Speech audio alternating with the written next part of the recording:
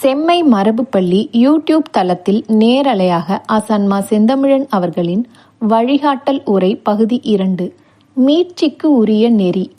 நாள் மார்கழி 2 டிசம்பர் 17 புதன்கிழமை.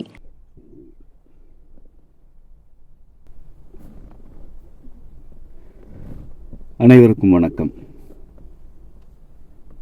மீட்சிக்கு உரிய வழி எனும் இவ்வழிகாட்டல் உரை இதற்கு முந்தைய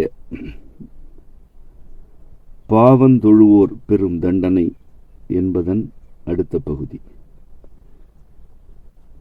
பாவம் எனும் கருத்து யாது? பாவிகள் எனப்படுவோர் யாவர்? அவர் பெருந்தண்டம் யாது என்பதனை அவ்வுரையில் விளக்கினோம். எப்பாவியாக இருந்தாலும் அப்பாவிக்கும் வாழும் மீட்சி வேண்டும் என்பது எம்பெருமானை உணர்ந்த அன்பர்தம் கொள்கை. வாழத்தான் உயிர் வருகிறது.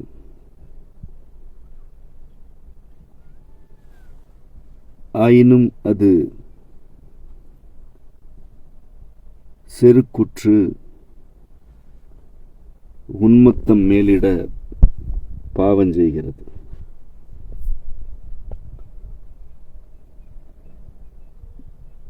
பாவம் தண்டத்துக்குரியது. அத்தண்டத்திலிருந்து மீள்வதற்கெல்லாம் எவ்வழியும் இல்லை. ஏனெனில் பாவத்துக்குரிய தண்டம் அன்னை அருட்சக்தியால் நிலைநாட்டப்படுவது.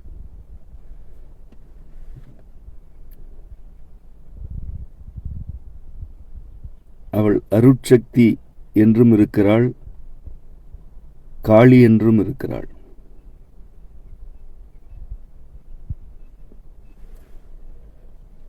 அது தாய்மை.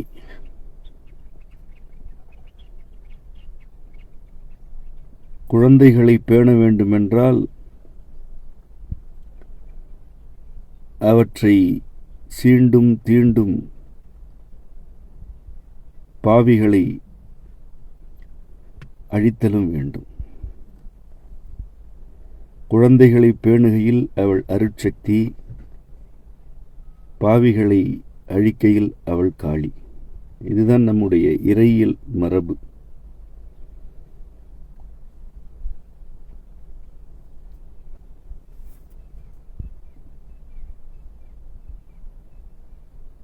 ஊழி எனப்படுவதே அழிவும் ஆக்கமும் ஒருங்கே நிகழ்வதுதான். அன்பர் கூட்டம், இறைவனுடைய அடியார் கூட்டம் ஆக்கத்தில் வினையாற்ற வேண்டியது. அது அவ்வாறுதான் வினையாற்றும்.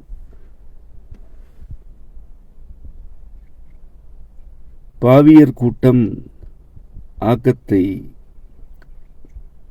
கண்டு பொறுக்காது. அது அழிவு நாடும், அழிந்து போகும்.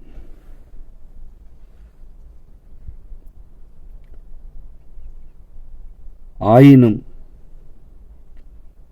என்ன பாவம் செய்தாலும்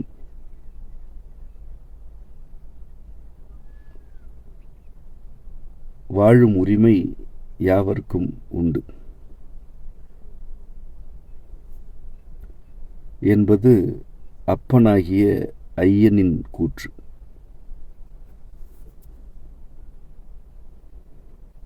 ஒருபுறம் காளி ஆகிய எம் அன்னை அழிப்பு கூத்தாட, மறுபுறம் ஐயன் அன்பினை நாட்டிக்கொண்டும் இருக்கிறான். இதுதான் அம்மையப்பருடைய ஊழிக்கூத்து. அன்பும் நிலைநாட்டப்படும், அழிப்பும் ஓங்கும். இதில் மீட்சியடைவது எது, முற்றுமுடிதாக ஒழிந்தே போவது எது என்பதனை ஐயனும் அம்மையும் தம் கருத்தில் கொள்ளவில்லை. பாவியர்தம் மனத்துள் எழும் கருத்திற்கு அவ்வுரிமையை வழங்கிவிட்டனர். பாவஞ்செய்தோர் மீண்டு வரவேண்டும் என்று ஒருவேளை விரும்பினால் அவர்க்கும் அதற்குரிய நெறியை எம்பெருமான் காட்டுகிறான். ஆனால் அது மீட்சியே அன்றி தப்பித்தல் அல்ல. தப்புவதற்கெல்லாம் கற்பனையிலும் வாய்ப்பில்லை. மீட்சி எனப்படுவது அவன்தாள் பணிந்து கிடந்து மனத்துள் அம்மணமாகி ஒப்படைத்து, ஐயா என்னை மீட்டெடு, அம்மா என்னை மீட்டெடு என்று வேண்டுவதன் வழியாக மட்டுமே நிகழ்வது. இம்மீட்சிக்கு உரிய நெறிமுறைகளை இப்பாடம் விளக்குகிறது. முதல் மறைமொழி: உளஞ்சுத்தி யுகுக்கும் கழிப்பாற்றை நலங்கொள்ளுமோ வென நன்னார் மீள்வர் பாவச் சுழல்தானே. உளஞ்சுத்தி என்பது உள்ளம் சுத்தியடையும் போது அல்லது உள்ளம் தன்னை சுத்திகரித்துக் கொள்ளும் போது, சுத்தப்படுத்தும் போது உகுக்கும் கழிப்பாற்றை, அது கழிவுகளை ஒரு ஆறு போல உகுத்து கொண்டே இருக்கும். உள்ளம் அந்நிலையில் இருக்கிறது. உள்ளம் தூய்மையாகும் பொழுது கழிவு ஆறு போல் ஓடுகிறது. அதனை உள்ளம் உகுத்து கொண்டே இருக்கிறது. அந்த கழிவு ஆற்றை நலங்கொள்ளுமோ என நன்னார் மீள்வர். இந்த கழிவு ஆற்றிலிருந்து தனக்கு ஏதாவது நலம் வந்துவிடுமோ என்று பாவிகள் அப்பொழுதும் அதனை நண்ணுவார்கள். ஐயோ, இவையெல்லாம் உதிர்கின்றனவே, இவையெல்லாம் உகுந்து ஓடுகின்றனவே, இவற்றிலிருந்து நமக்கு கிடைக்கும் நன்மைகள் என்ன ஆகும் என்று மீட்சி அடையாதோர் அந்த கழிப்பாற்றையும்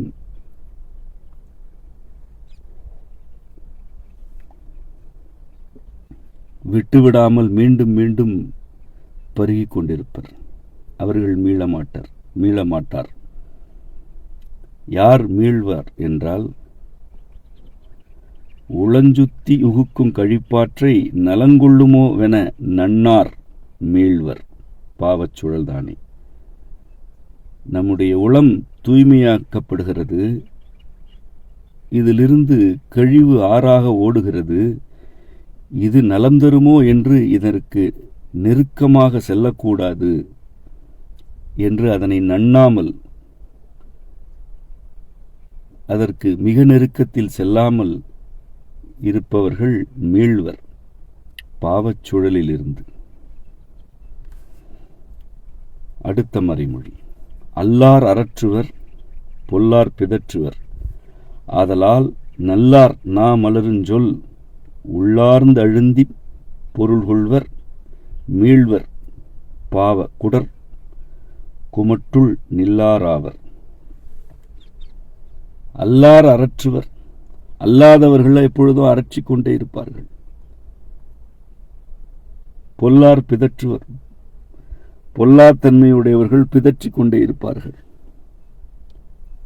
அல்லார் எனப்படுவோர்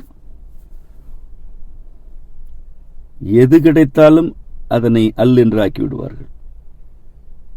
அவர்கள்தான் அல்லார்.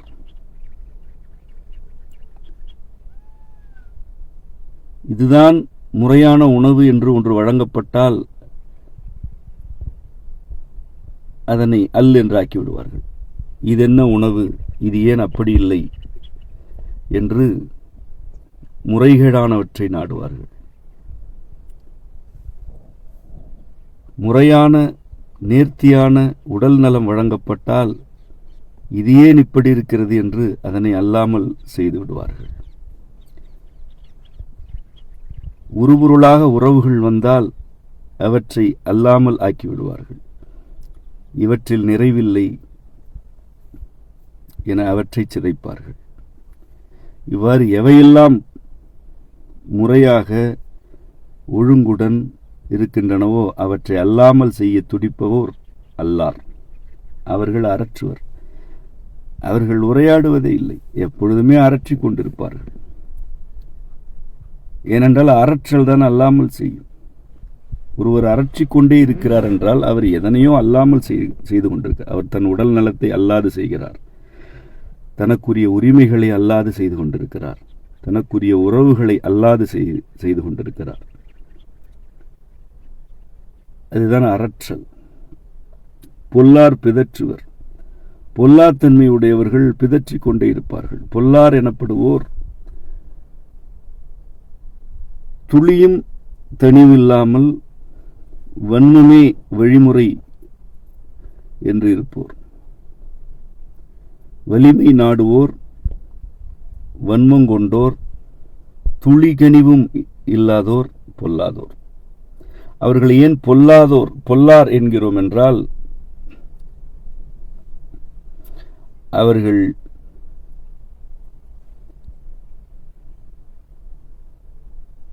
ஈவு இரக்கம் ஆகிய கனிவிற்குரிய ஓர் உணர்ச்சியும் அறிவும் அற்றவர்கள்.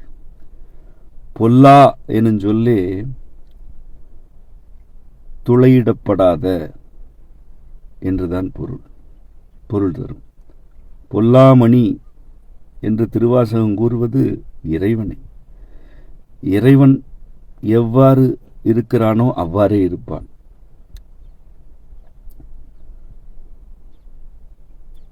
பொல்லுதல் என்பது தன்னை தனித்துக் கொள்ளுதல். ஒரு மணி பொல்லப்படுகிறது என்றால் அது தீட்டப்படுகிறது, அது துளையிடப்படுகிறது.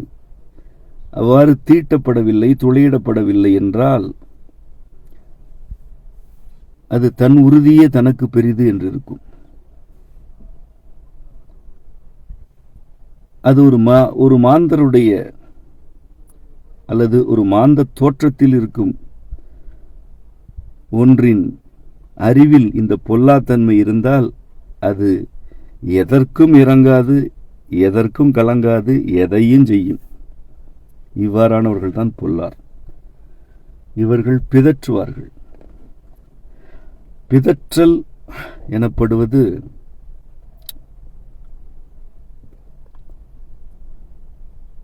தன் நோக்கத்தை ஈடேற்றிக் கொள்வதற்கு எல்லா அறிவு கருத்துகளையும் குழைத்து பூசப்படும் ஒரு வண்ணம். இவ்வாறான சொற்களில் பொருள் இருக்கிறதா இல்லையா என்று கண்டறியும் முன் அடுத்த சொற்களை வீசிவிடுவார்கள். அதுதான் பிதற்றல். பொல்லாருக்கு உரிய வாய்மொழியே பிதற்றல் தான். இங்கொன்று சொல்வார்கள், அங்கொன்று சொல்வார்கள். ஒரு நிகழ்வை பற்றி 4 பேரிடம் 4 வகையில் சொல்வார்கள். அது பிதற்றல். இது அறிவு கெட்டத்தனம் அல்ல, அறிவு ஓங்கியத்தனம். பொல்லாதவர்களுடைய வாய்மொழி பிதற்றல், அல்லாருடைய வாய்மொழி அரற்றல். இவ்வாறு அல்லார் அரற்றுவர், பொல்லார் பிதற்றுவர். ஆதலால் நல்லார் நாம் மலருஞ்சொல் உள்ளார்ந்து அழுந்தி பொருள் கொள்வார், மீள்வர் பாவ குடற்குமட்டுள் நில்லாராவர். நல்லார் நாம் மலருஞ்சொல் என்றால் நற்றன்மைகளை கொண்டோர். அவர்களுடைய நாவில் மலரும் சொற்கள், அவை மலர் போல மலர்கின்றன. அந்த சொல்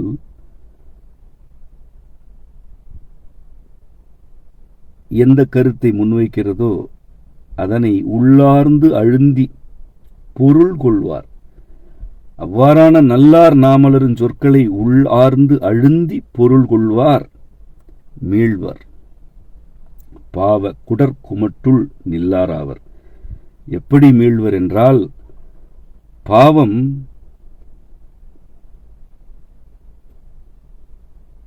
வயிற்றில் உள்ள குடலை குமட்டி கொண்டிருக்கிறது. இந்த பாவம் செய்தோர் அந்த குமட்டும் குடலுக்குள் இருக்கும் புழு போன்றவர்கள். நல்லார் நாமலரின் சொல் எதுவோ அதனை உள்ளார்ந்து அழுந்தி பொருள் கொண்டால் அந்த குமட்டும் குடலிலிருந்து வெளியேறிவிடுவார்கள். அங்கு நில்லார். பாவ குடற்குமட்டும்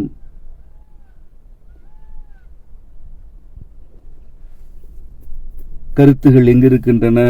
அல்லாருடைய அரற்றலிலும் பொல்லாருடைய பிதற்றலிலும் இருக்கின்றன. அவற்றை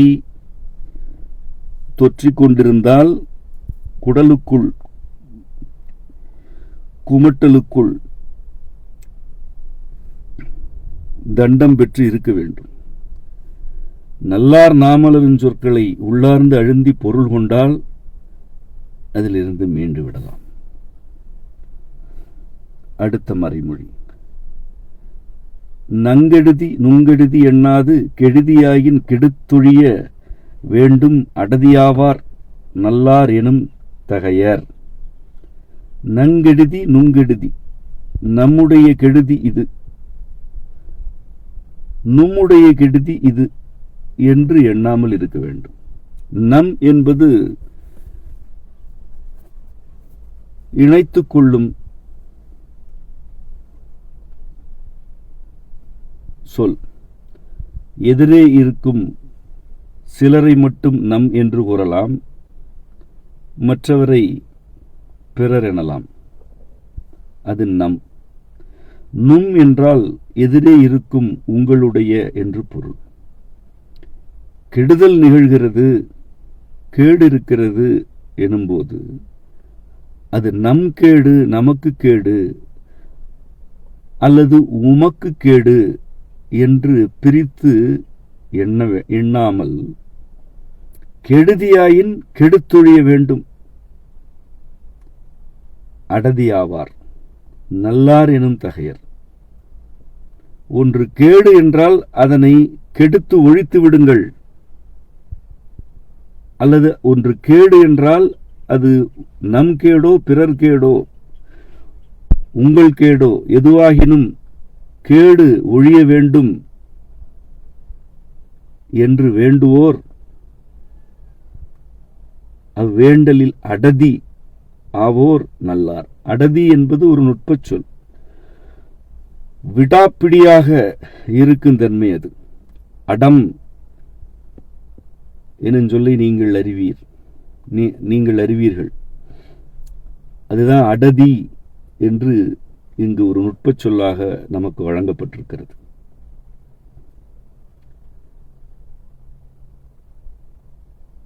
கேடு கெட்டொழிய வேண்டும் என்பதில் துளி அசைவும் இல்லாமல் அடம் பிடித்து அதற்குரிய வேண்டுதலில் இருப்போர் யாவரும் நல்லார்.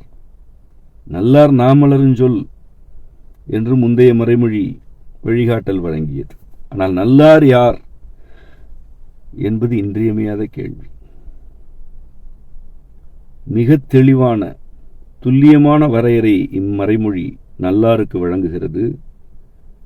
நங்கெடுதி நுங்கெடுதி எண்ணாது கெடுதியாயின் கெடுத்தொழிய வேண்டும் அடதியாவார் நல்லார் எனும் தகையர்.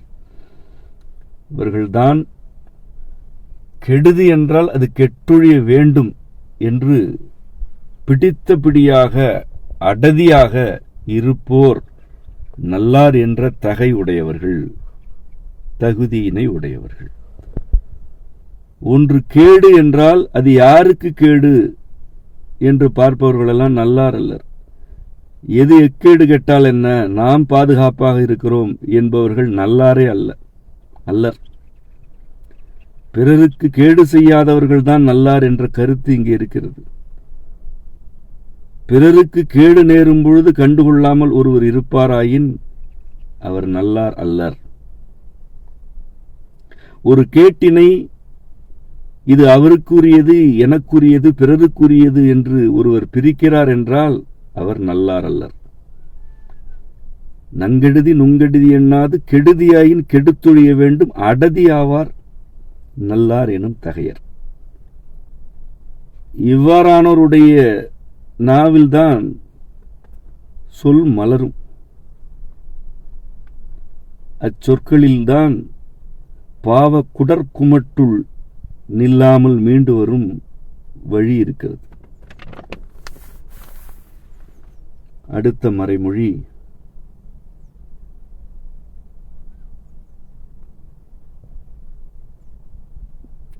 அழியச் சுழற்றலும் அவ்வையின் ஒழிய தூற்றலும் பாவம் படுமுடையாதலின் ஆக்கங்கோடலும் ஆக்கை நற்றுணை பேணலும் இவை இரண்டும் தம் பிறர் எனும் ஊக்கங்கருதாதேற்றலும் பரமன் பாதம் பணிய பரவும் ஏகமே. அழியச் சுழற்றல் அவ்வையின் ஒழிய தூற்றல் இவ்விரண்டும் பாவம் படுமுடை.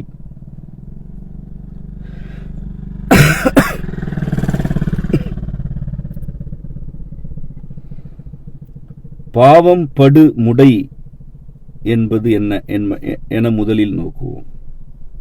பாவம் படு என்பது பாவம் பட்டுக்கொண்டே இருக்கும் எனும் பொருள் தருவது. படுமுடை எனும்போது இந்த படுமுடை வினைத்தொகையாகிய 3 காலத்தையும் குறிக்கிறது. முடை எனப்படுவது அழுகி போகும், இற்று போகும் தன்மையினை குறிப்பது. அதற்கு பல பொருள் உண்டு. இங்கு இது அதனை குறிக்கிறது. பாவம் பட்டுக்கொண்டே இருக்கும் அதன் அழுகல் தன்மை 2. ஒன்று அழிய சுழற்றல், அவ்வையின் ஒழிய தூற்றல்.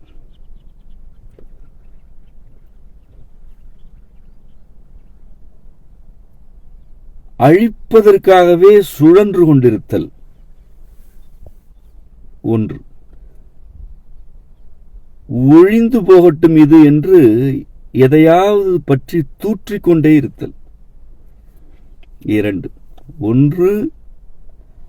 ஒன்றை அழிக்க வேண்டும் அல்லது ஒரு சிலர் அழிய வேண்டும் என்பதற்காக அதனையோ அம்மனிதர்களையோ சுழற்றி கொண்டே இருத்தல்.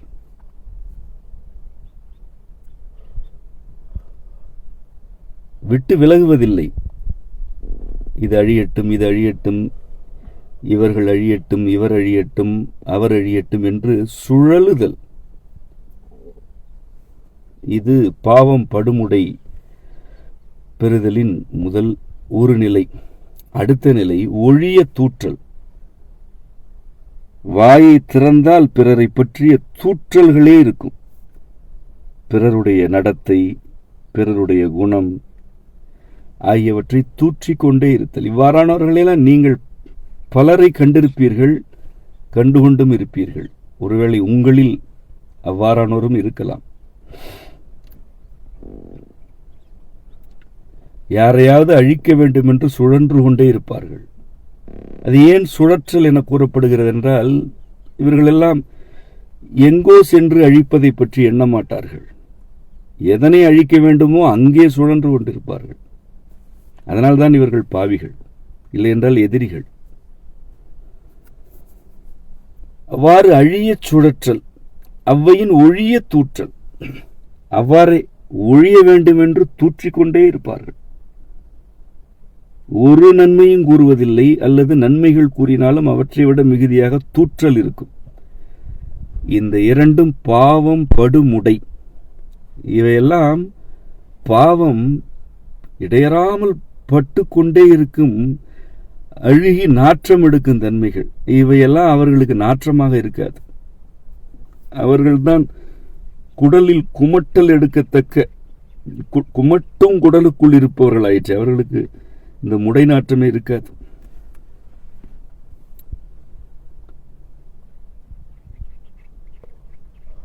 இவ்வாறு முடை பாவம் படுமுடையாக இந்த இரண்டும் இருப்பதனால் மீட்சிக்கு என்ன செய்ய வேண்டும்? ஆக்கங்கோடலும் ஆக்கை நற்றுணை பேணலும் இவை இரண்டும் தம் பிறர் எனும் ஊக்கங்கருதாதேற்றலும் பரமன் பாதம் பணிய பரவும் ஏகமே. இவ்வாறு அழியச் சுழற்சி ஒழியத் தூற்றிக் கொண்டிருக்கும் பாவம் படுமுடையில் இருப்போரே, உங்களுக்கான மீட்சி இது. உங்களுக்கும் மீட்சி வேண்டும் என்றுதான் எம்பெருமான் பதம் பணிந்த அடியார் கூட்டம் விரும்பும். அதுதான் அன்பு. அவ்வாறு மீள்வதற்கு உரிய நெறி என்ன? ஆக்கங்கோடலும் ஆக்கை நற்றுணை பேணலும். ஆக்கத்தை நாடிக்கொள்ளுங்கள், ஆக்கத்தில் ஈடுபடுங்கள். ஆக்கை நற்றுணையை பேணுங்கள். ஆக்கை ஆகிய உருபொருள் நற்றுணை, அதனை பேணுங்கள், ஆக்கையை பேணுங்கள். ஆக்கத்தை நாடிக்கொள்ளுங்கள். ஆக்கையாகிய உடலை பேணுங்கள், அதனை சிதைத்துக் கொள்ளாதிருங்கள். நீங்கள் அழியச் சுழற்றுகிறீர்கள் என்றால் அழிவு உங்களை சுழற்றி கொண்டிருக்கிறது என்பதனை புரிந்து கொள்ளுங்கள்.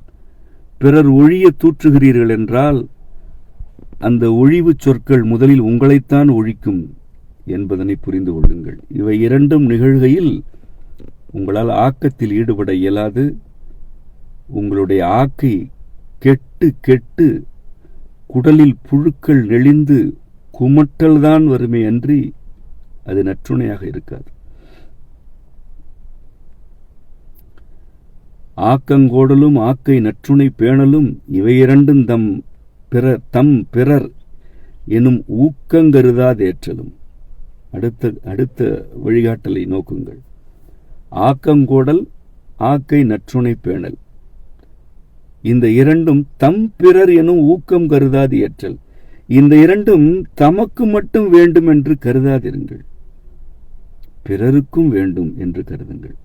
பிறரும் ஆக்கத்தில் ஈடுபடட்டும், பிறருடைய ஆக்கையும் நற்றுணையாகட்டும், ஆக்கை பேணப்படட்டும் என்று கருது என்ற கருத்து இருக்கிறதே, அது எப்படிப்பட்டது தெரியுமா? அதுதான் ஊக்கம். அதுதான் ஊக்கம். எதற்கு ஊக்கம்? பரமன் பாதம் பணிய பரவும் ஏகத்திற்கு ஊக்கம். மீண்டும் மறைமொழியின் 2வது பகுதியை படிக்கிறேன். ஆக்கங்கோடலும் ஆக்கை நற்றுணை பேணலும் இவை இரண்டும் தம் பிறர் எனும் ஊக்கங்கருதாதேற்றலும் பரமன் பாதம் பணிய பரவும் ஏகமே. பரமனுடைய பாதத்தை பணிய பரவும் ஏகம். ஏகம் என்றால் ஓர்மை. இதுதான் ஓர்மையான நெறி. வேறு நெறி இல்லை என்று பொருள், வேறு வழியே இல்லை என்று பொருள். ஏனென்றால் பாவ மீட்சிக்கு பல கொள்கைகளை நாம் கூறுகிறோம். அந்த எல்லா கொள்கைகளின் சாரமும் இந்த மறைமொழியில் இருக்கின்றன. அதனால் இந்த மறைமொழி ஏகம் என்று இந்நெறிமுறைகளை கூறுகிறது. ஒன்று, ஆக்கங்கோடுங்கள். அடுத்து, ஆக்கையின் நற்றுணையை பேணுங்கள். இவை உங்களுக்கு மட்டுமல்ல, இவ்விரண்டிலும் தமக்கு பிறருக்கு எனும் ஊக்கம் கருதா தம் பிறர் எனும் ஊக்கம் கருதாது ஏற்றுங்கள். இவ்வாறு ஆக்கம் கோடல் ஆக்கை பேணல் ஆகியவற்றை பொதுமையாக விரும்புவீர் என்றால், அவ்விருப்பத்தைத்தான் ஏற்றுவீர்கள் என்றால், பரமன் பாதம் பணிய பரவும் ஏகம். அது ஏகம். யாவற்றையும் இந்த இரண்டும் ஓர்மையாக்கி எம்பெருமானுடைய பரமன் எனும் நிலைக்குரிய எம்பெருமானின் பாதத்திற்கு உங்களை அழைத்துச் செல்லும். அதனினும் மீட்பு என்ன இருக்கிறது? அடுத்த மறைமொழி. ஊனே உரிமை ஒறுக்கும் தண்டம் பாவத்துளவாதலின் யானே திரிகை புரிவதோ வெனுஞ்செருக்கினை சுழற்றி தழலெறி எறிந்து கோணே தந்தலை யானெனப் பூற்றலும் தஞ்செரு கோற்றலும் மீளும்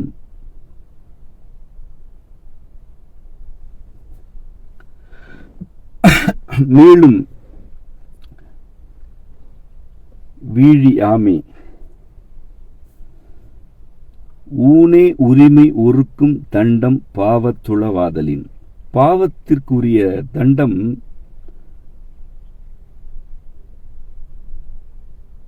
அப்பாவத்தில் ஈடுபட்ட பாவியின் ஊனே அவருக்கு உரிமை இல்லை என்று ஒருத்துவிடும்.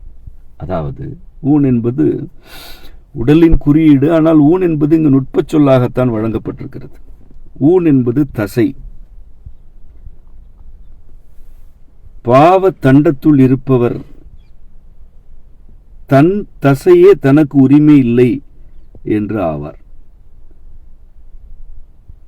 அவருடைய தசை தளர்ந்து போகிறதா? அது தளர்ந்து கொண்டே இருக்கும். அது இருக வேண்டும் என்று அவர் என்ன நாடினாலும், எவற்றை நாடினாலும் அது தளரும். இறுகி புடைத்து வெடிக்கிறதா? என்ன செய்தாலும் அது நிகழும். அதுதான் ஊனே உரிமை ஒருக்கும் தண்டம். ஊனுடைய உரிமை கூட ஒருக்கப்பட்டு விட்டது. அதாவது அது தண்டிக்கப்பட்டு விட்டது. உனக்கு ஊன் மீதே உரிமை இல்லை. அந்த உரிமையை பெறுவதற்கு வழிவகையே இல்லை. ஆனால் இந்த ஊனை நான் மீட்டெடுப்பேன் என்று அலைந்து கொண்டே இருக்க வேண்டும். அலைவது நிற்காது. பாவத்தின் தண்டமாக அதுதான் கூறப்பட்டது. பாவத்திற்குரிய தண்டம் யாது என்பதனை ஒருமுறை படித்துவிட்டு இதனை விளக்கினால்தான் அது பொருள் விளங்கும்.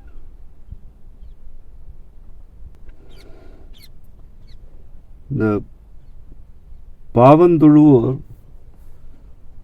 தமக்கு எவையெல்லாம் உருபொருளாக வந்தனவோ அவற்றின் உரிமை பெறாமல் அலைந்து கொண்டே இருப்பர். அதுதான் சாரமான கருத்து. இந்த அவருற்ற உரிமை அவர்களுக்கு அமையவே அமையாது. அவர்கள் அலைந்து கொண்டே இருப்பார்கள் என்பதுதான் அவருடைய தண்டம். அது ஏதோ ஒரு இடத்தில் இன்னொரு இடத்திற்கு அலைவதல்ல. அதுவும் நிகழும். ஆனால் அது அல்ல கருத்து. அது மட்டுமல்ல கருத்து. ஒரு உயிருக்கு எது முதல் ஒரு பொருள்? ஆக்கைதான் முதல் ஒரு பொருள். உயிர் ஆக்கையுள் புகுந்து அதனை வளர்த்தெடுக்கிறது. ஆக்கையாகிய அந்த உடலிலேயே உரிமை இருக்கிறது. அதன் பிறகு உறவுகள், பிற உயிரின கூட்டம், வாழ்விடம், உணவு, பிற துணைகள், உற்ற துணை, எதிலும் உரிமை இருக்காது. உரிமையுடன் உடலே இருக்காது என்னும் பொழுது வேறு என்ன இருந்து என்ன? வேறு எதுவும் இருக்காது. இதுதான் பாவத்திற்குரிய தண்டம். இம்மறைமொழி, மீட்சிக்குரிய மறைமொழி இதனைத்தான் வலியுறுத்துகிறது. ஊனே உரிமை ஒருக்கும் தண்டம் பாவத்துளவாதலின். உன் ஊனே, ஊனாகிய உடலின் தசையே உனக்கு உரிமையை ஒருத்து விட்டது. அப்படிப்பட்ட தண்டம் பாவத்திற்கு உள்ளே இருக்கிறது. ஆதலின் யானே திரிகை புரிவதோ எனுஞ்செருக்கினை சுழற்சி தழலெறி எறிந்து கோணே தந்தலையானென பூற்றலும் செருக்கோற்றலும் மீளும் வீழியாமை. உன்னுடைய ஊனே உனக்கு உரிமை ஒருத்து விட்டது. அதலால் யானே திரிகை புரிவதோ எனும் செருக்கினை சுழற்றி தழலெறி எறிந்துவிடு. யானே திரிகை புரிவதோ, நானே இப்படி திரிந்து கொண்டிருப்பதோ, இப்படி அலைவதோ, அல்லது இப்படி உடலில் உரிமை இல்லாமல் அவதியுறுவதோ, என்ற நானே என்பது செருக்கு. நீதான் திரிய வேண்டும், ஏனென்றால் நீதான் பாவி. பாவிகளுக்குத்தான் இது. பாவம் செய்யாதவருக்கும் நோய் வரும், பிணி வரும், அவர்களுக்கும் தசை இற்று போகும் அல்லது இறுகி போகும். அவர்களுக்கு எளிமையான வழிகாட்டல் வழியாகவே மீட்பு கிடைத்துவிடும். எல்லோருமே அலைகிறார்கள், திரிகிறார்கள். ஆனால் எது எனக்கு உரிமை, எது எனக்கு உரிமை என்று எல்லோரும் அலைவதில்லை. உரிமைகளை மேலும் மேம்படுத்துவதற்கு அலைகிறார்கள், உரிமைகளை நிலைநாட்டுவதற்கு அலைகிறார்கள், உரிமையுடையோர் கூட்டத்தை பெருக்குவதற்கு அலைகிறார்கள். அது வேறு. ஆனால் பாவிகளின் அலைச்சல் அவ்வாறானதல்ல. இங்கு உரிமை இல்லை, அங்கு செல்வோம் என்றால் அங்கு இருக்காது, அங்கு செல்வோம் என்றால் அங்கு இருக்காது, எங்கும் இருக்காது. ஒரு நாள் உடலின் ஓர் உறுப்பு உரிமையை ஒருக்கும், மற்றொரு நாள் வேறொரு உறுப்பு உரிமையை ஒருக்கும். அது தணிந்தது என்றால் உணவு உரிமை ஒருக்கப்படும். அது தணிந்தது என்றால் துணைக்கு எவரும் இல்லை என்று ஆகும். இந்நிலையில் யானே திரிகை புரிகுவதோ, நானே இப்படி திரிந்து கொண்டிருப்பதா என்ன என்று செருக்கு இருந்தால் அதனை சுழற்றி தழலெறி எரிந்து விடு. அதனை சுழற்றி தழலில் எரிந்து, தழல் எரியில் எரிந்து விடு, எரியும் தழலில் எரிந்து விடு. அப்படி எரிந்து கோனே தந்தலையான் என பூற்றலும் செருக்கோற்றலும் மீளும் வீழி ஆமே. அப்படி செருக்கினை எரிந்து கோனே, இறைவனே, இறைவனாகிய தலைவனே, தம் தலையான், அவன்தான் தம் தலையான் என பூற்று உன் செருக்கினை, பூற்று தம் செருக்கோற்று. இவை இரண்டுமே நுட்பச் சொற்கள். பூற்றல் என்பது போற்றலுக்கு முந்தைய நிலை. இது வழக்கத்தில் இல்லாத சொல், நமக்கு அருளப்பட்டது. பூற்றல் என்றால்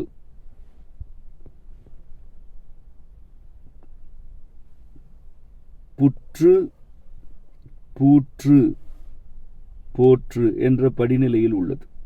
போற்றுதல் யாவரும் அறிந்தது, புற்று யாவரும் அறிந்தது. எது புற்று என்றால், ஒன்று ஒரு வடிவத்தில் படிப்படியாக வளர்ச்சி அடைந்து கொண்டு இருக்கிறது. நன்றாக உள்வாங்குங்கள், வளர்ச்சி நிறைவடைந்து விடவில்லை. வளர்ச்சி அடைந்து கொண்டு இருக்கிறது என்றால் அது புற்று. இதனை இன்னும் ஒரு சான்றுடன் விளங்கிக் கொள்ள வேண்டும் என்றால் இன்புறுதல் என்கிறோம்.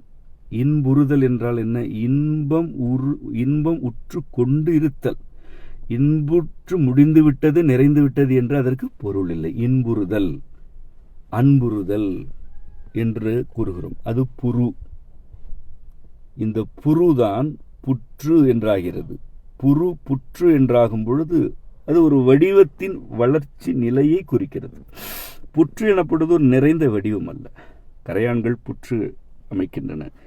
அது முற்றுமுழுதாக நிறை வடிவம் அல்ல. அது சிதையும் வளரும், சிதையும் வளரும். இதுதான் புற்று. உடலில் எழும் புற்று எனும் பிணியும் முற்றுமுழுதாக முடிந்து போவதல்ல. அது நம்முடைய முப்பொருள் கொள்கை. அது வளரும் சிதையும், வளரும் சிதையும். அதனால்தான் அது புற்று. இறையனார் அருளிய தமிழ் அந்நோயை அற்புதமாக வரையறுக்கிறது. அது புற்று. ஏனென்றால் அது இவ்வளவுதான் என்று கூற இயலாது. அது வளரவும் செய்யும். வளரும் தான் என்று கூற இயலாது. அது தனியவும் செய்யும். அதனால்தான் அதற்கு புற்று என்று பெயர்.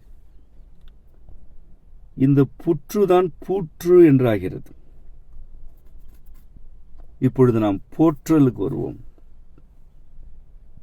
புற்று போற்று என்றாகிறது. ஓகரம் அல்லது ஓகாரம் வருகிறது என்றால் ஓங்குதல் நிகழ்கிறது, ஒரு கருத்து ஓங்குகிறது என்று பொருள். புற்று எனப்படுவது வளர்ச்சியின் சிதைவும் ஒருங்கே கொண்ட ஒரு வடிவம். அது ஓங்குகிறது என்றால் அதே கருத்து வளர்ச்சி குறைவு ஆகிய இந்த கருத்து அப்படியே ஓங்குகிறது. போற்றல் என்பது என்றால் என்ன என்றால், இறைவனை ஏற்றுகிறோம், அது தணிகிறது, மீண்டும் ஏற்றுகிறோம், அது தணிகிறது, மீண்டும் ஏற்றுகிறோம். இதுதான் போற்றல். ஏற்றல் என்றால் ஏற்றிக்கொண்டே இருத்தல். போற்றல் என்றால் நாம் அவனை போற்றுகிறோம், அதன் பின்னர் ஐயோ இவனை போற்றிய நம் சொற்கள் போதாமையில் இருக்கின்றனவே என்று கருதுகிறோம், இன்னும் போற்றுகிறோம். நம் உணர்ச்சி தாழ்கிறது, இல்லை இது போதாது என்கிறோம், இன்னும் போற்றுகிறோம். இதுதான் போற்றல். ஏற்றல் என்றால் ஏற்றிக்கொண்டே இருத்தல். புற்று போற்று ஆகியவற்றுக்கு இடையில் இருப்பது பூற்று. இது என்ன கூறுகிறது? வளர்ச்சியின் சிதைவும் ஒருங்கே இருக்கும் வடிவம் புற்று. இது பூற்றல் என்று ஆகும் பொழுது, பூற்றல் என்று ஆகும் பொழுது, வளர்ச்சி சிதைவு ஆகியன ஊக்கம் பெற்று விடுகின்றன. புற்று என இருப்பது பூற்று என்று ஆகிறது என்றால் அது ஊக்கங்கொண்டு இருக்கிறது, ஊக்கமாக வளர்கிறது, ஊக்கமாக தாழ்கிறது என்ற அளவை மாறுபாடு. சாரத்தில் இங்கு நிகழ்வது அளவை மாறுபாடு. ஒரு சிறு கோட்டில் இருந்தது பெருங்கோட்டில் நிகழ்கிறது. அதுதான் புற்றுக்கும் பூற்றுக்குமான வேறுபாடு. ஏன் இப்படி ஒரு நுட்பச் சொல் வழங்கப்படுகிறது? பாவிகளுடைய மீட்சிக்குரிய மிக நுட்பமான இறைநெறி இது. அதனால்தான் இவ்வாறான நுட்பச் சொல் வழங்கப்படுகிறது. கோணே தந்தலையான் என பூற்றல் என்றால், கோணாகிய இறைவன்தான் தன் தலையான், அவன்தான் என் தலையானவன் என பூற்றல் வேண்டும். அது ஏன் போற்றல் என்று கூறப்படவில்லை? பாவிகள் போற்ற மாட்டார்கள், அடியார்தான் போற்றுவார்கள். பாவிகள் ஏற்ற மாட்டார்கள். ஏனென்றால் இறைவன் என ஒருவன் இல்லை என்ற இருமாப்பில் செருக்கில்தான் அவர்கள் பாவம் செய்தார்கள். அப்படி இறைவன் இல்லை என்ற செருக்கில் இருந்தவர்களுக்கு தண்டம் வழங்கப்பட்டு விட்டது. அவர்கள் உடனே இறைவனை போற்றுவார்களா என்ன? போற்ற மாட்டார்கள் என்பதனை இறைவன் அறிய மாட்டானா? ஆகவே போற்றல் உனக்கு வாய்க்காது, வராது. ஏனெனில் இறைவன் இருப்பதாக இன்னும் நீ ஏற்கவில்லை. ஏற்றுக்கொண்டால் இந்த மீட்சிக்குரிய நெறியெல்லாம் யாரும் கேட்க வேண்டியதே இல்லை. இறைவன் இருக்கிறான் என்பதனை ஒருவேளை பாவிகளுடைய மனம் ஏற்கிறது என்றால் இந்த உரையை அப்படியே நிறுத்திவிட்டு கண்ணை மூடி அமர்ந்தால் ஒரு கணத்தில் மீட்பு கிடைத்துவிடும். அவர்கள் ஏற்க மாட்டார்கள். ஏனென்றால் அவர்கள் அல்லார் அறற்றலையும் பொல்லார் பிதற்றலையுமே வேதம் என கருதி பாவம் செய்தார்கள். ஒரு நிகழ்வை பற்றி 4 பேரிடம் 4 வகையில் பிதற்றியவர்கள் அவர்கள். இறைவன் இருக்கிறான் என்ற துளி நம்பிக்கை இருப்பவர்கள் அறற்றவும் மாட்டார்கள், பிதற்றவும் மாட்டார்கள். ஐயோ உள்ளத்தில் உரைகிறானே, பொய் பேசுகிறோமே என்று பதறுவார்கள். இந்த பாவத்தின் 4 நிலைகளில் 4 வகைகளில் 4வதாக கூறப்பட்டது இறைவன் மீதே சத்தியம் செய்தல், பொய்யாக சாற்றுதல். அதனை செய்தவர்கள் இந்த பாவிகள். ஆகவே இறைவன் மீதே பொய் சத்தியம் செய்வதை வழக்கமாக கொண்டிருந்த கூட்டம் என்ன தனக்கு தண்டனை கிடைத்தவுடன் இறைவனை போற்றுமா என்ன? போற்றுவது போல் அப்பொழுது நடிக்கும்.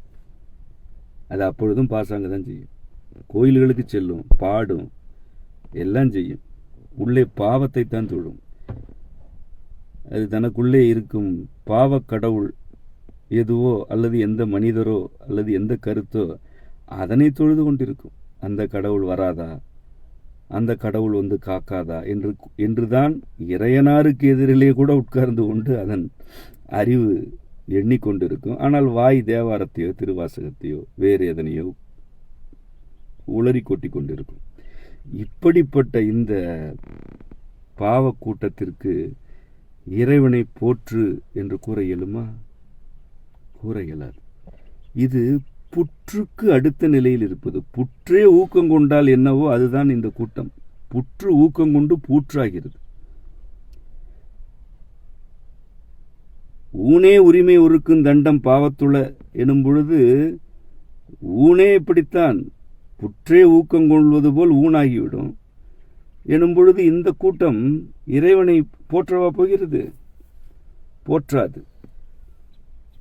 ஆகவே இறைவன்தான் தன் தலைவன் என்ற கருத்தினை வளர்த்துக்கொள். அதனை உன்னுடைய அறிவு செருக்கே தணிக்கும். எப்படி புற்று வளருவதும் சிதைவதுமாக இருக்கிறதோ அதுபோல கோனே தன் தலையான் என்ற கருத்தினை நீ வளரச் செய். உனக்குள் இருக்கும் செருக்கு அதனை சிதைக்கும். அவனா என் தலைவன்? இறைவன் இருக்கிறானா என்ன? இறைவன் இல்லை என்று சிதைக்கும். மீண்டும் வளர்த்துக்குள் இறைவன் தான் தலைவன் என்று உன் செருக்கு அதனை அழிக்கும். இதுதான் புற்று. இதிலேயே ஊக்கங்கொள்ளும் நிலைதான் பூற்று. இறைவனே தலைவன் என்று உன் கருத்து, நீ மீள்வதற்குரிய கருத்து வளரும். இல்லை இல்லை, இறைவன் என்று எவனும் இல்லை, அல்லது இறைவன் இருக்கிறான், அவன் எனக்கு எதிரி என்று கூட அறிவிக்கும். அப்படியெல்லாம் அறிவித்துக் கொண்டுதான் இருக்கிறது இந்த கூட்டம். இவ்வாறு வளர்வும் சிதைவும் இறை கருத்தில் இடையறாவது நிகழ்வன என்பதனாலும் அவ்வளர்ச்சியின் சிதைவும் ஊக்கம் கொள்வன என்பதனாலும் ஊக்கம் கொள்ள வேண்டும் என்பதனாலும் பூற்றுங்கள், அதனையாவது செய்யுங்கள். அதாவது புற்று கட்டிகளை வளர்க்கும், அது இயல்பான தசையை வளர்க்காது. அதுவாது வளரட்டும், அதன் பிறகு இறை கொள்கை அதனை சிதைக்கட்டும் என்கிறான் இறைவன். கோனே தன் தலையான் என பூற்றலும் என்பது முதல் நிலை. தஞ்சரு கோற்றல். கோற்றல் என்பது அழிப்பு. இந்த கொற்றம் என்றால் வெற்றி. அது வெறும் வெற்றி அல்ல, அழித்து வெற்றி காண்பது. கொற்றவை என்பால் அழித்து வெற்றி காண்பவள். காளிக்கு உரிய பெயர் அது. செருக்கு, அவரவர் செருக்கினை அவர்கள் அழிக்க வேண்டும் என்பது தஞ்சரு கோற்றல் எனப்படுகிறது. கோற்றல், கொற்றல், கோற்றல் எனப்படுகிறது. இந்த இரண்டும் மீளும் வீழியாமை. வீழி என்பது என்ன? ஆழம் விழுது.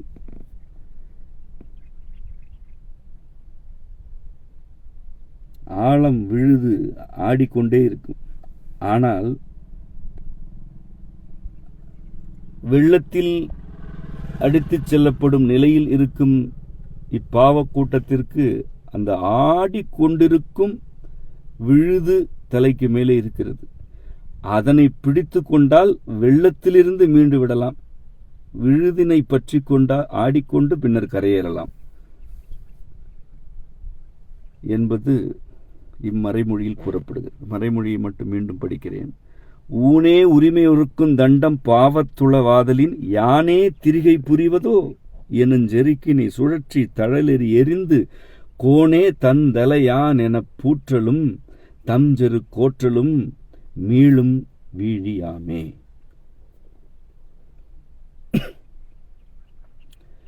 அடுத்த மறைமொழி.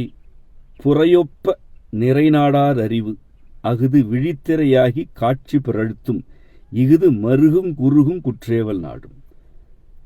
புறையொப்ப நிறைநாடார் அறிவு என்றால் நிறைவை நாடாதவர்களுடைய அறிவு கண்ணில் விழுந்த புறையை ஒத்தது. அந்த கண்ணில் விழுந்த புரை விழித்திரை ஆகி காட்சியை பிறழ்த்தும். அதுவே விழித்திரை போல் ஆகிவிடும். இந்த புறையே விழித்திரை போல இருக்கும். அப்படி ஆகி காட்சி பிறழ்த்தும். காட்சியை புரட்சியடைய செய்யும். எது இருக்கிறதோ அதனை காண இயலாது. அதுதான் திரை என்பது போல இருக்கும். புறையே திரை போல் இருக்கும். இகுது எது? அறிவு, நிறைநாடாத அறிவு. எப்படிப்பட்டது? மருகும் குருகும் குற்றேவல் நாடும். மருகுதல் என்றால் உணர்ச்சியில் தடுமாறுதல். கூனி குறுகுதல், அச்சப்படுதல், சற்று திமிறுதல், இவற்றை இடையறாமல் செய்தல். அது ஒரு ஒற்றை உணர்ச்சி அல்ல. அது மருகுதல் என்பது பல உணர்ச்சிகளின் கலவை. மருகும் குறுகும், குறுகி போகும், அது தன்னை குறுக்கி கொள்ளும். குற்றேவல் நாடும், குற்றம் எதனையாவது ஏவினால் அதற்கு போய் அதனை நாடும், வேற எதையும் நாடாது. புரை விழித்திரை போல் இருந்து காட்சியை புரட்சியடை செய்யும். நிறைவு நாடாதவர்களுடைய அறிவு மருகும் குறுகும். குற்றங்கள் எவற்றை ஏவுகின்றனோ அவற்றை நாடும். குற்றேவல் நாடும். அடுத்த மறைமொழி. தண்டங்கொள்வார் அறிவோடு உணர்ச்சி வன்மஞ்சூழுங் கண்ம பழிதகை அண்டங்கொளினும் அடங்கேன் எனச் சூளுரைத்துள் தண்டந்தாங்கா முடங்காலொடு ஊழூள் சுதைந்தும் நையும் உய்யும் காலன பாவக்கோல் பற்றி போற்றியே. இந்த தண்டம், பாவத்திற்குரிய தண்டத்தை கொண்டவர்கள் ஏன் மீண்டு வருவதில்லை? ஏறத்தாழ மிக பெரும்பகுதியினர் அதில் மீண்டு வருவதில்லை. இப்ப இவ்வளவு உரைக்கிறோம் அல்லவா? இதனை ஒருவேளை பாவம் புரிந்து அதற்குரிய தண்டத்தில் இருப்பவர்கள் ஒருவேளை இதனை செவிமடுத்தாலும் மிக பெரும்பான்மையானோர் மீள்வதில்லை. ஏன்? அது ஏன் என இம்மறைமொழி கூறுகிறது. தண்டங்கொள்வார் அறிவோடு உணர்ச்சி வன்மஞ்சூடும் கண்ம பழிதகை. இந்த தண்டங்கொள்வாருடைய அறிவோடு உணர்ச்சி எப்படிப்பட்டது என்றால், வன்மம் சூழும் கண்ம பழிதகை. அவர்களுடைய அறிவுணர்ச்சி வன்மம் சூழ்ந்தது, கண்ம பழிதகையது. கண்மம் எனப்படுவது முயற்சியினால் ஒன்றை பெறலாம் எனும் உயிரின் இயல்பு. பலமுறை அதனை என்னுடைய மாணாக்கருக்கு விளக்கி இருக்கிறேன். புதியவர்கள் கேட்டாலும் விளங்கிக் கொள்ளுங்கள். கண்மம் என்பது ஆணவம், கண்மம், மாய ஆகிய மூன்றனுள் இடைநிலையில் இருப்பது. தன்முயற்சியினால் யாவும் நிகழ்கின்றன என்ற உயிரின் கருத்து. முயற்சியின்றிதான் யாவும் நிகழ்கின்றன என்பது உண்மை. அது எம்பெருமானால் உணர்த்தப்படும் உண்மை. ஆயினும் உடலில் வாழ்கையில் முயற்சிகள் முற்றும் அழிந்து போவதில்லை. அம்முயற்சிகளை வரையறைக்குள் வைக்க வேண்டும்.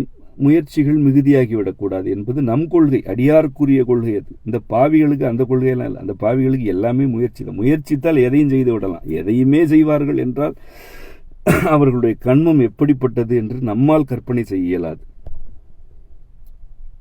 அது எப்படிப்பட்டது என்று இம்மறைமொழி விளக்குகிறது. வன்மம் சூழும் கண்ம பழி தகையது. அந்த அறிவு, அவர்களுடைய அறிவும் உணர்ச்சியுமே வன்மத்தால் சூழப்பட்டது. இந்த சூழ் என்பது ஒரு இன்றியமையா சொல். என்னுடைய அண்டவியல் மாணாக்கர், செங்கலை வடிவியல் மாணாக்கர் இதனை அறிவர். ஆற்றல் சூழால் சூழப்பட்டது. சூழ்தான் யாவும். சூழ் மையத்திலிருந்து எழுந்து புறம் முழுவதும் வளைந்திருப்பது, அதுதான் சூழ். அது ஏதோ சூழ்ந்திருப்பது என்ற எளிய சொல்லல்ல. அந்த சூழ்தான் உள்ளே இருப்பவற்றை காப்பது. சூழ்தான் உள்ளே இருப்பவற்றுக்கு யாவும். இந்த அறிவோடு உணர்ச்சி இவர்களுடைய பாவிக தண்டத்தில் இருக்கும் பாவிகளுடைய அறிவும் உணர்ச்சியும் எப்படிப்பட்டதா? வன்மம் சூழும் கண்மப்பழிதை. அவருடைய அறிவு உணர்ச்சியே வன்மம் தான் சூழ்ந்திருக்கு. எப்பொழுது? தண்டத்தில் இருக்கும் பொழுது. இதுதான் இன்றியமையாத கருத்து. தண்டத்தில் இருக்கிறோமே என்று வன்மம் ஏறிக்கொண்டிருக்கிறது. அந்த வன்மம் தான் சூழ்ந்திருக்கிறது. கண்ம பழிதகை இருக்கிறது. கண்மமே முயற்சி தான். அது தனிய வேண்டும். ஆனால் அது பழி தகையில் இருக்கிறது. பழி பெறும் தகுதியை வளர்த்து கொண்டிருக்கிறது. அப்படி வளர்ப்பதனால் எது நிகழப்போவதில்லை. இறைவன் ஏவிய தண்டத்தில் இருந்தெல்லாம் மீண்டு வர முடியும் என்று கருத இயல்பான அடியார் கூட்டம் அப்படி கருதாது. ஆனால் இந்த கூட்டம் அப்படிலாம் கருதுனது. ஏனென்றால் அதனை வன்மம் சூழ்ந்து இருக்கிறது, கண்ம பழிதகை இருக்கிறது. இது எப்படிப்பட்டது? அண்டங்குளினும் அடங்கேன் எனச் சூளுரைத்துள் தண்டந்தாங்கா முடங்காலோடு ஊழூள் துதைந்தும் நையும் உய்யும் காலென பாவக்கோல் பற்றி போற்றியே. இப்படி வன்மஞ்சூழும் கண்ம பழிதகையில் இருக்கிறது அல்லவா, இது அண்டம் கொளினும் அடங்கேன் என சூளுரைக்கும். அந்த அண்டத்தையே கொடுத்தாலும் நான் அடங்க மாட்டேன் என்று சூளுரைக்கும். அதுவே தண்டத்தில் இருக்கும். தன் ஊனே தனக்கு உரிமை இல்லை என்று இருக்கும். ஆனால் அது என்ன கூறும்? உள்ளே அண்டமே கிடைத்தாலும் அடங்கேன் என சூளுரைத்து உள் தண்டன் தாங்கா, அப்படி சூளுரைத்து உள்ளே தண்டத்தை தாங்க இயலாத முடங்காலோடு, முடங்கி போன காலோடு உள்ளே இருக்கும். அதனுடைய அகம் எப்படிப்பட்டது என்றால், தண்டத்தை தாங்க இயலவில்லையே, இப்படி முடங்கி கொண்டிருக்கிறோமோ என்று இருக்கும். முடங்காலோடு ஊழூள் துதைந்து கொண்டிருக்கும். அதாவது என்னென்ன ஊழிலெல்லாம் அது அவ்வாறானவர்கள் ஈடுபட்டார்களோ அவை எல்லாவற்றையும் நோக்கி உள்ளம் சென்று கொண்டிருக்கும். துதைத்தல் என்றால் மிதித்தல், மிதித்து கொண்டே இருத்தல். தண்டந்தாங்கா முடங்காலோடு ஊழூள் துதைந்தும் அது இருக்கும். இவர்களுடைய உள்ளம் அப்படித்தான் இருக்கும். துதைந்து அதோடு நிற்கவில்லை, நையும். அந்த உள்ளம் நைந்து போகும், உடல் நைந்து போகும். இந்த நிலையிலும் உய்யும் காலன பாவக்கோல் பற்றி போற்றியே. இந்த நிலையில் அவர்கள் ஒரு கோலை பற்றி கொள்வார்கள், அதனைத்தான் போற்றுவார்கள். அதற்கு பெயர் பாவக்கோல். இந்த கருத்தினை இதற்கு முந்தைய பாடத்தில் விளக்கினோம்.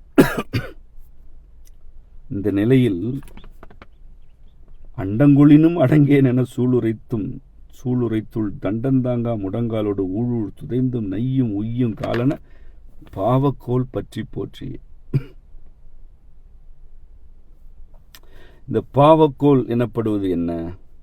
தம்பாவம் பிறரால் என இணை வைத்தும் தாமீள தாமாள புறத்தாரை பிணை வைத்தலும்.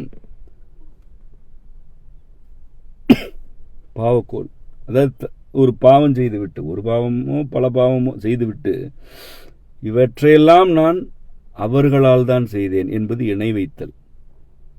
இவற்றிலிருந்து மீள வேண்டும் என்றால் யாரை வேண்டுமானாலும் இந்த கூட்டம் பிணை வைத்துவிட்டு போகும்.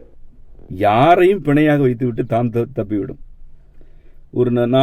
ஒரு சிலர் கூடி பாவம் செய்வார்கள். ஒருவர் மீள வேண்டும் என்றால் மீதம் உள்ள அனைவரையுமே பிணை வைத்துவிட்டு அவர் தப்புவார். அது உரிமை என்றால் என்னென்று தெரியாதல்லவா.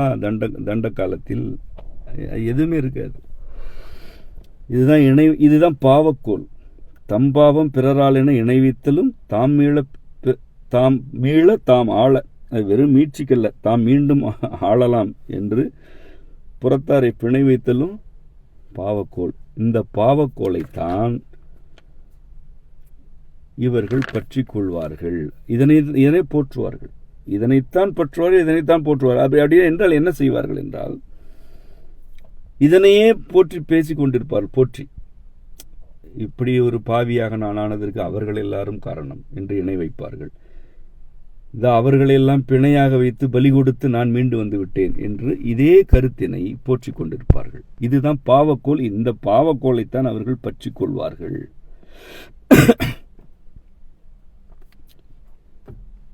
இந்த பாவக்கோலினை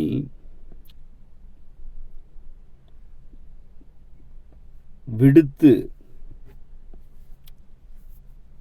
இவர்களும் மீட்சியுற வேண்டும் என்பதற்கான வழிகாட்டல் வழங்கப்படுகிறது.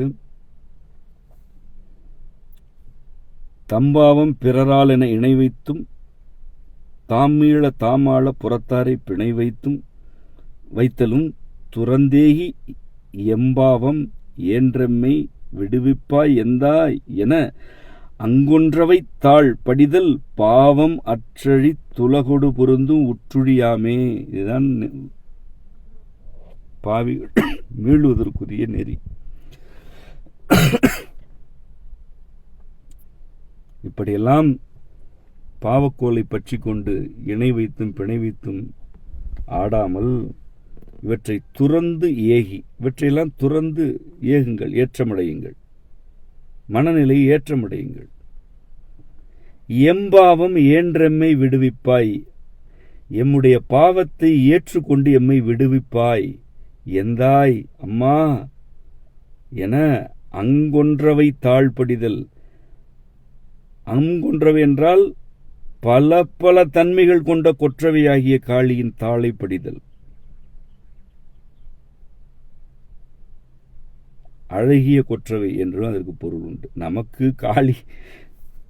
காளியின் குழந்தைகளுக்கு அவள் அழகி, காளியின் தண்டத்திற்கு ஆட்படுபவர்களுக்கு அவள் அழகி அல்ல, அச்சுறுத்துபவள். அது அங்கொற்றவை எனப்படுவது பல தன்மைகள் கொண்ட கொற்றவை, அழகிய கொற்றவை. நமக்கு அவள் பல தன்மைகளில் இருக்கிறாள், அழகியோ அழகி என்றும் இருக்கிறாள். பாவிகளுக்கு அவள் வேறு வகையில் இருப்பாள். அப்படி ஒருத்தி இல்லை என்றுதான் பாவிகள் கருதுவார்கள். ஆயினும் கூறுகிறோம்,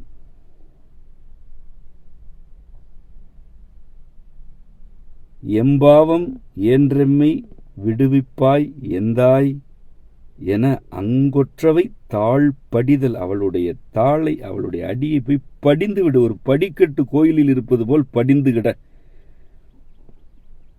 இதுதான் பாவம் அற்றழித்து உலகோடு பொருந்தும் உற்றுழி. எவ்வளவு இன்றியமையாத ஒரு வழிகாட்டல். பாவத்தை அற்று அழிப்பது மட்டுமல்ல, உலகோடு பொருந்த வேண்டும் அல்லவா? உலகோடு பொருந்தும் உற்றுழி, உற்ற காப்பு இதுதான். உழி என்பது காப்பு, அழிப்பு இரண்டுக்கும் உரிய சொல். அழிக்க வேண்டியவற்றை அழித்து பாவிகளையும் காக்கும் உற்றுழி இது. இந்த உற்றுழியை நல்குபவள் யார்? கொற்றவை. அன்னையின் வடிவங்களில் ஒன்று கொற்றவை. அவள் தாழ் படிதல்தான் பாவம் அற்றழித்து உலகோடு பொருந்தும் உற்றுழி. இறுதியாக பரமன் பாதம் அப்பன் எனுஞ்சொல்லுணர உறவந்தெய்தும் மரணம் கொலை கூத்தாடுங்களத்திலும் என்பர் இறைவன் அரவணை புற்றோர். கொற்றவையுடைய பாதத்தை படிந்தால் பாவம் அற்றழிந்து உலகோடு பொருந்தும் உற்றுழி கிடைக்கும். பரமன் பாதம் எப்படிப்பட்டது என்றால், பரமன் பாதம் அப்பன் எனும் சொல் உணர உறவந்தெய்தும். அப்பன் என்ற சொல்லை உணர்ந்து உச்சரிக்கும் போது, அவன்தான் அப்பன் என்று உணர்ந்து உச்சரிக்கும் போது பரமன் பாதம் உற வந்து எய்தும். அப்படியே தோ வந்து விட்டேன் என்று வந்து எய்தும். எப்பொழுது? மரணம் கொலை கூத்தாடும் களத்திலும். மரணம் ஒருவர் மீது ஏவப்பட்டு கொலை கூத்தாடி கொண்டிருக்கிறது. அந்த களத்திலும் அப்பனே என்று அழைத்தால், அச்சொல்லுக்குரிய பொருளோடு உணர்ந்து அப்பா என்று அழைத்தால் அவனுடைய பாதம் உற வந்து எய்தும், கொலை கூத்தாடும் களத்திலும் என்பர் இறைவன் அரவணை புற்றோர். இறைவனால் அரவணைப்பு உற்றவர்கள் இதனை கூறுவர். கொற்றவை வரமாட்டாள், அப்பன் வருவான். அவன் அன்பு. கொற்றவை காளி. அப்பன் அப்பா என்று உணர்ந்து அழைக்கும்போது, மரணம் கொலை கூத்தாடும் பொழுது கூட தன் பாதத்தை நல்கி மீட்பான். அவன் அப்பன். கொற்றவை வரமாட்டாள், நாடித்தான் செல்ல வேண்டும். எப்படி நாட வேண்டும்? தம்பாவம் பிறராலென இணை வைத்தலும் தாம் மீள தாமாள புறத்தாரை பிணை வைத்தலும் ஆகிய இந்த பாவ கோலையெல்லாம் துறந்து தூக்கி வீசிவிட்டு எம்பாவம் என்றமை விடுவிப்பாய் அம்மா, எம்முடைய பாவத்தை ஏற்றுக்கொள், நீ ஏற்றுக்கொள் அம்மா என்றால் அதை ஏற்றுக்கொள்வார். யாராவது ஏற்றுக்கொள்ள வேண்டும். பிறருடைய பாவங்களை கொற்றவை தாய் ஏற்றுக்கொள்வார். நான் ஏற்றுக்கொள்கிறேன் என்று ஏற்றுக்கொள்வார். எம்பாவம் என்றெம்மை விடுவிப்பாய் எந்தாய் என கொற்றவை தாழ் படிதல். அங்கே போய் வேண்டெல்லாம் கூடாது, வேண்டுதலுக்குரிய காலெல்லாம் முடிந்தது. தாழ் படிந்து கிடத்தல். பாவம் அற்றழி துலகுடு பொருந்தும் உற்றுழியாமே.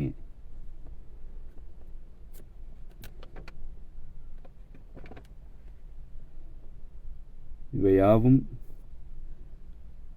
பாவம் செய்தோர் தண்டத்திலிருந்து மீட்சியுறும் வழிகள் அல்ல. தண்டத்தில் இருந்தெல்லாம் மீட்சி அடைய இயலாது. ஒருவேளை இன்னும் தண்டம் பெறவில்லை, பாவம் செய்கிறோம் என்றால் மீட்சி அடைந்து விடுங்கள். தண்டம் பெற்றுக்கொண்டிருக்கிறோம், பொறுக்க இயலவில்லை என்றால் இந்நெறிமுறைகளை பின்பற்றுங்கள். இறைவன் நாடினால் நிகழத்தகாதது என்று எதுவும் இல்லை.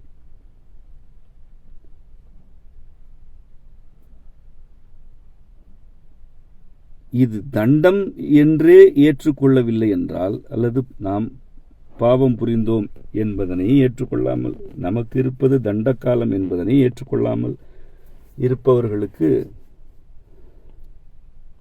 புறையே விழித்திரை போல் காட்சி பிறழ்த்தும் இந்த சொற்களில் ஒரு சொல் கூட அதன் உண்மைத்தன்மையோடு உள்ளே செல்லாது. எல்லா சொற்களுக்கும் வேறு வேறு பிறழ்ச்சியான பொருள்தான் உள்ளே செல்லும். பாவக்கோலைத்தான் பற்றி கொண்டிருக்க வேண்டும். எவருக்கெல்லாம் பாவமில்லாத வாழ்க்கை வேண்டும் என்ற விருப்பம் இருக்கிறதோ அவருக்கெல்லாம் இச்சொற்கள் வழியாகும். இச்சொற்களுக்கே உள்நோக்கம் கற்பிக்கும் தன்மை எவருக்கெல்லாம் இருக்கிறதோ அவர்களுக்கு இச்சொற்கள் வழியாகாது, எதுவும் ஆகாது, ஏதும் ஆகப் போவதில்லை. எம்பெருமானுடைய அன்பர் கூட்டம் பாவத்தில் ஈடுபடுவதில்லை. ஆயினும் முந்தைய வினைகளால், ஊழ்வினை தொடர்ச்சியால், அறிந்தும் அறியாமலும் இவ்வாறானவற்றில் ஈடுபட்டிருந்தால் அவர்கள் மீள வேண்டும் என்பது நம் விருப்பம். எவ்வளவு பெரிய பாவிக்கும் வாழ்க்கை வேண்டும் என்பதுதான் சிவம்.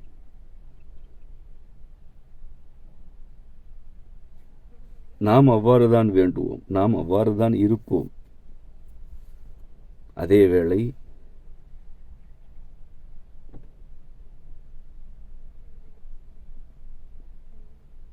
தாம் செய்தது பாவம் என்பதனே ஏற்றுக்கொள்ளாத கூட்டத்திற்கு மீட்சி என்றால் என்ன என்றே எக்காலமும் விளங்காது. நாம் அவர்களை நோக்கி உரையாடவில்லை. மீள வேண்டும் என்ற விருப்போடு தம்பாவத்தை தாமே ஏற்றுக்கொண்டோருக்கான வழிகாட்டல் நெறிமுறைகள் இவை. இத்துடன் உரை நிறைவடைந்தது. உங்கள் அனைவருக்கும் அம்மையப்பரருள் நிறைக. நன்றி.